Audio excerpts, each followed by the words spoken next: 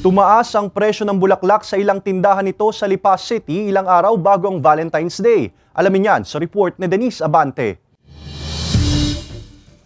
Abala na sa paggawa ng mga flower arrangement ng ilang pre-ordered bouquet sa hilera ng flower shops na ito sa Lipa City. Inaasahan daw kasi nila ang pagdagsa ng mga customer ilang araw bago ang Valentine's Day. Ang may-ari ng flower shop na si Ibel, halos mapuno na ang kanyang dingding ng listahan ng mga nagpa-reserve ng kanilang orders para sa February 14. Para naman sa darating po na Feb 14, ang aanuhin na lang po namin ay walk-in.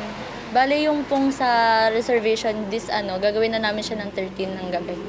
Para 14 po, puro walk-in na lang kami. Habang papalapit ang araw ng mga puso, nagtaas na rin ang presyo ng mga bulaklak. Umaabot raw sa 500 pesos ang itinaas sa presyo ng kada isang dosena ng mabibiling bulaklak. Ang dating nasa 1,300 pesos na bouquet of 12 flowers, mabibili na ngayon ng 1,800 pesos. Habang ang kada stem naman ng rose, naglalaro na sa 200 pesos na dating mabibili lamang ng 100 pesos. Nananatili naman sa 500 pesos ang per stem ng sunflower. Tumaas na po ngayon ng flowers. Siguro mga pag dozen po, 500 niya ang tinataas niya.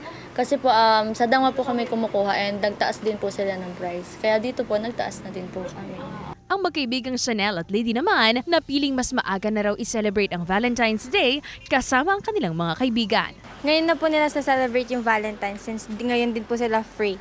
Dun po sa gusto namin, since single lang po siya, okay lang po yung presyo sa amin. Sakto lang po para sa amin. Parang special lang po kasi mapapreserve niya po yun or parang memorable lang po pag flowers yung binigay. Kesa po na chocolates na makakonsume lang din. Sana ma-enjoy niya yung day na to kasi ngayon lang kami mag-meet. Para naman sa florist na si Alvin, magandang indikasyon daw ng nalalapit na araw ng mga puso ang malakas na bentahan para sa kanila. Bagamat may ilang araw pa bago ang mismong selebrasyon, walang humpay na ang kanilang trabaho.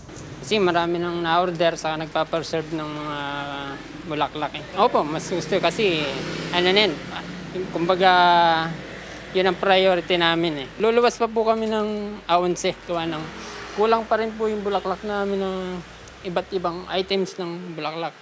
Ayon pa sa ilang nagtitinda, wala nang paggalaw sa presyo ng mga bulaklak sa mismong araw ng mga puso.